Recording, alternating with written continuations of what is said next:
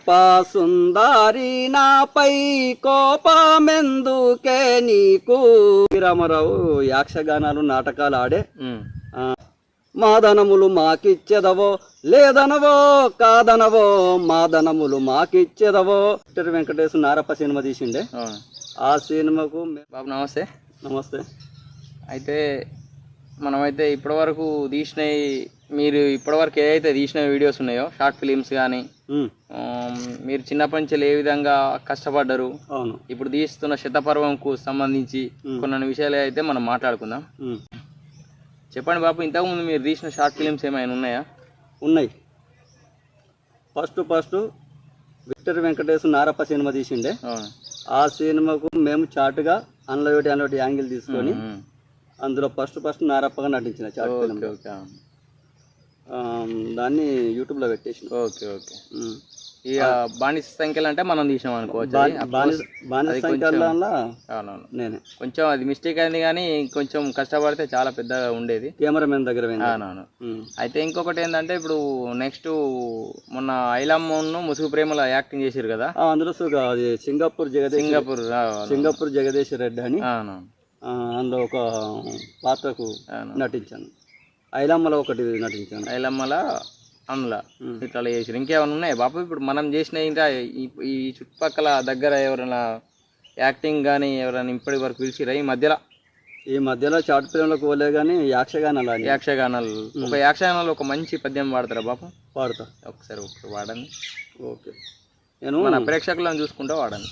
నేను ఎప్పుడైనా ప్రతి సంవత్సరము, అప్పుడు ఒక 20 ఏళ్ళ క్రితం, ప్రతి సంవత్సరము కృష్ణాష్టమి రోజు మేము పల్లెటూరి వ్యవస్థ కదా, కృష్ణలీల నాటకంలో మేము గోకులాష్టమి నాడు అప్పటి వాళ్ళు గోపాల కాలువలు, అందరూ గోపాల కాలువలు తీస్తే అందులో గొల్లబామలు, కృష్ణుడు, కృష్ణ రాచలీలలు అనేవి ఉంటాయి.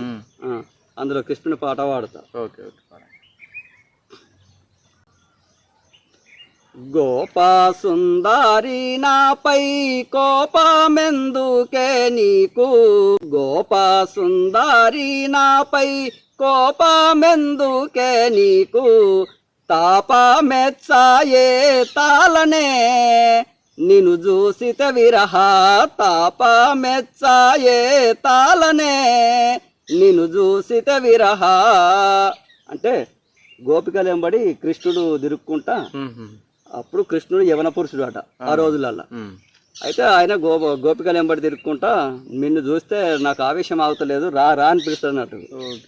అంటే ఇప్పుడు మీరు అప్పుడు 20 ఏళ్ళ కిందట నేర్చుకున్న ఎవరి దగ్గర కన్నా వెళ్ళి, లేకపోతే ఓన్గా వచ్చేసిందా మీకు? అప్పుడు మాకు కమ్మరి కాంతయ్య అని గురువు ఉండే, ఒక ఆయన విశ్వబ్రాహ్మణ. ఆయన అందరిని దగ్గరికి పిలుచుకొని, చెప్పు మా గురువు కమ్మరి కాంతయ్య లేడు ఇప్పుడు, ఆయన చనిపోయి ఒక 20 సంవత్సరాలు అవుతుంది. మేము 1980 నుండి.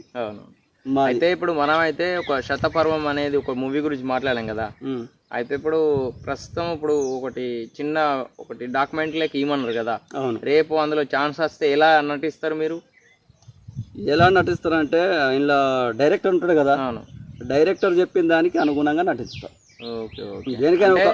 ఎందుకంటే మీకు చాలా అనుభవం ఉంది కాబట్టి. ఇప్పుడు మేమంటే మాకు ఈ యంగ్ ఏజ్ అంటే ఇడిచిపెట్టండి, మీరు అన్ని ఊసాచిర్రు. అయితే ఒకప్పుడు పెద్దలు చెప్పంగిందు, ఎన్టీ రామారావు యాక్షగానాలు నాటకాలు ఆడే ఇవి ఆడే దాటకు సినిమా ఫీల్డ్లోకి పోయిండట. అంటే మేము మా సొంత యాక్టింగ్లు ఉంటాయి. ఇప్పుడు ఏది వీధి నాటకాలు ఆడుతున్నాం కదా, అందులో మా సొంత యాక్టింగ్లు ఉంటాయి. అందులో మీరు డైరెక్టర్ ఏదన్నా కొంచెం చెప్తాడు చూడు, వెంటనే అందుకుంటాం దాంట్లో. మేము అందులో ప్రిపేర్ అవుతాం జల్దీ. ఇప్పుడు మాది అట్లుంటుంది అన్నట్టు. ఇప్పుడు ఈ మధ్యలో ఎప్పుడైనా ఒక యక్షగానం కానీ డ్రామా ఇప్పుడు చేస్తారు కదా, ఇప్పుడు ఈ మధ్యలో ఏదైనా చేసిన ఒక మంచి పాట పాడరా?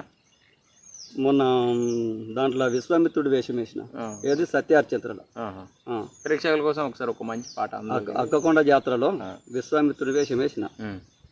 అందులో విశ్వామిత్రుని వాడతా, సత్యార్చంద్రుని వాడతా. ఒక డైలాగ్ తోని పాట పాడండి.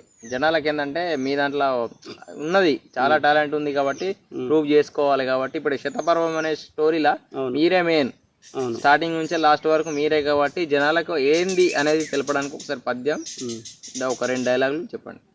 అప్పుడు సత్యహరిశ్చంద్రుడు ఉమ్, రాజ్యం అప్పచెప్పి వెళ్ళిపోతుండు. ఉమ్, వెళ్ళిపోతే అప్పుడు విశ్వామిత్రుడు ఏమంటాడంటే, ఉమ్, ఏమిరా హరిశ్చంద్ర హరిశ్చంద్ర, ఉమ్, ఒకవేళ నేను అడగకపోతే నా కొంప ముంచిపోదు గారా నువ్వు? ఉమ్, ఆ?